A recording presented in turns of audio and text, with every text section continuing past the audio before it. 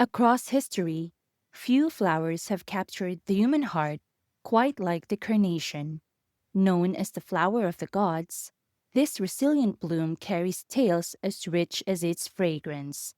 While carnations bloom in a spectrum of colors today, the original, naturally occurring hue was a soft, pinkish purple.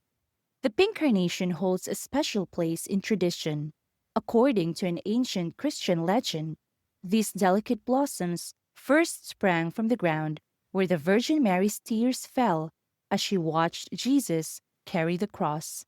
This poignant origin story sealed the pink carnation's primary symbolism, that of a mother's pure and undying love.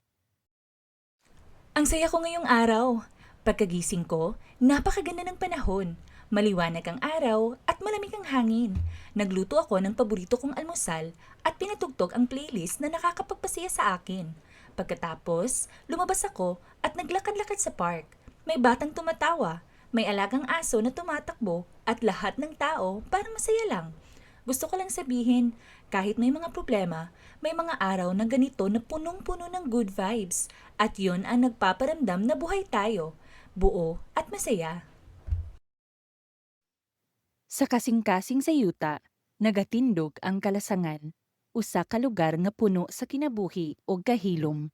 Sa matag paghapak sa hangin, imong madungog ang musika sa kinaiyahan, ang pag-awit sa mga langgam, ang pagdagayday sa sapa, ug ang pagliyok sa mga dahon nga murag nag-istorya. Diri sa kalasangan, ang adlaw musayaw sa mga sanga, ug ang kahayag mulusot sa mga dahon, sama sa mga ginto nga ulan. Apan dili lang kini katahom nga atong makita, kini mao ang ginhawa sa atong kalibutan.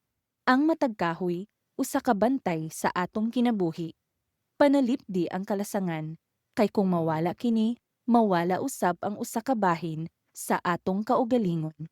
Ang kalasangan, pulso sa kinabuhi, ug tinubdan sa paglaom.